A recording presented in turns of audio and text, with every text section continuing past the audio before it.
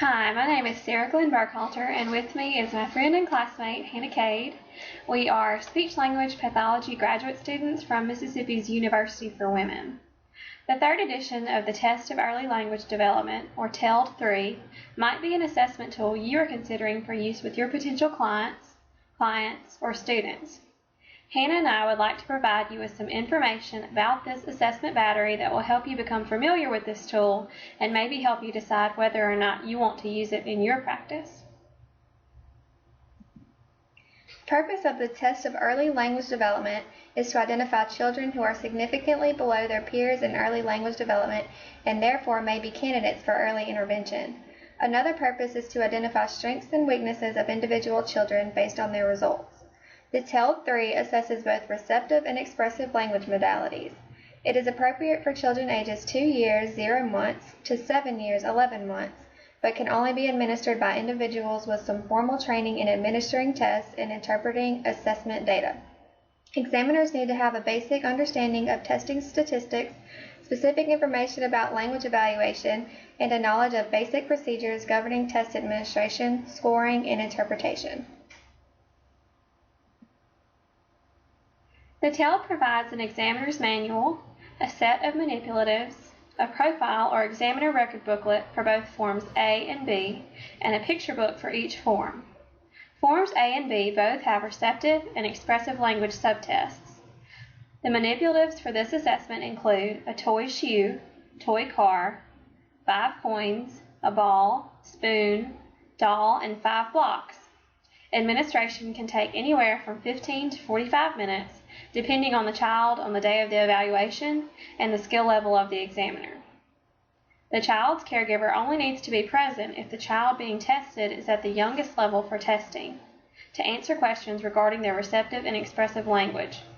For example, a receptive item would be a caregiver would have to answer would be, does your child respond when his or her name is called? And an expressive item that a parent would have to answer would be, does your child use exclamations like, uh-oh? The TELD-3 was standardized on 2,217 children representing 35 states, and children from a variety of mainstream and minority populations were included. The TELD-3 includes representative samples relative to gender, race, social class, and disability groups in the U.S. The test is appropriate for children who speak a wide variety of English dialects and variations, but it cannot be given to non-English speakers. Caution should be used when testing and interpreting results of bilingual children. Test materials were chosen with careful consideration for cultural differences, and research regarding item selection was extensive. The TELD-3 items contain little or no bias in the group study. The TELD-3 is not timed and has realistic color pictures reflecting current demographics. Timed tests have been found to depress the performance in certain groups, which is why none of the TELD-3 items are timed. The TELD was found to be a reliable assessment after 3 sources of test error were evaluated: content, time, and score differences. All but one of the 18 coefficients round to or exceed 0.9, which is a high indication of reliability. The magnitude of these reported coefficients strongly suggests that the test has a high degree of reliability. The test was also found to be a valid measure of a child's language abilities based on its high construct, criterion, and content validity. When a child is tested using the TELD, the environment should be free from distractions where it is quiet and well lit. The examiners should arrange their materials for testing before the evaluation begins so they are easily accessible and convenient to grab when they are needed. You don't want to lose control of the testing situation because you have to go searching for the toy shoe or the right picture booklet. The examiner can choose either Form A or B for testing, as long as they make sure to have the correct corresponding picture book and record form.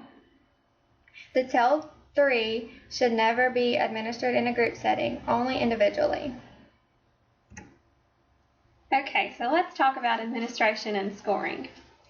Record forms for the TELD have scripts for the examiner to follow and outline what constitutes a correct or incorrect answer for each item. The forms also tell examiners whether or not they can repeat items for the child and what type of feedback they can give. Examiners are not allowed to use gestures or positive reinforcement. It is so important to remain objective during testing so results are accurate. The test gives specific starting points based on the child's chronological age. The clinician begins testing at the child's indicated entry point. If the child does not get 3 test items in a row correct, the examiner goes back to the entry point for the age prior to where they originally started until the child is able to get 3 items in a row correct. This is the basal. All items before the basal are considered correct.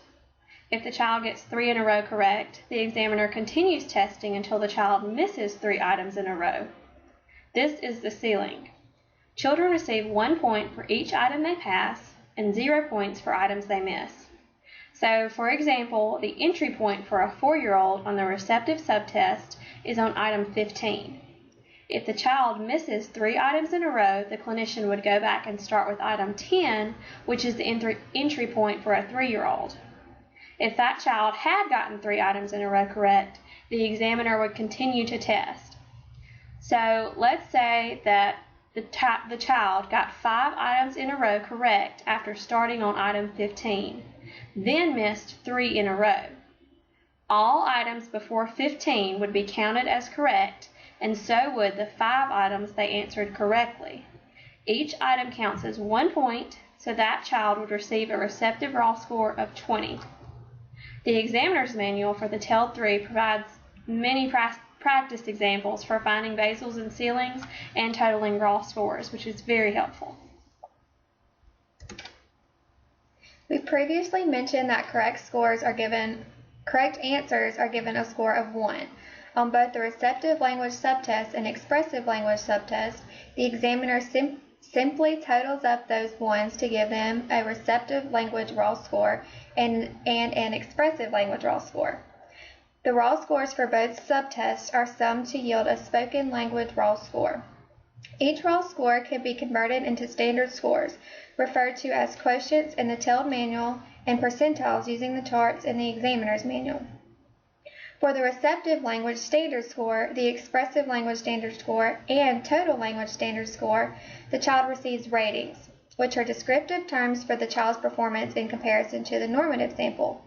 Ratings from lowest to highest are very poor, poor, below average, average, above average, superior, and very superior.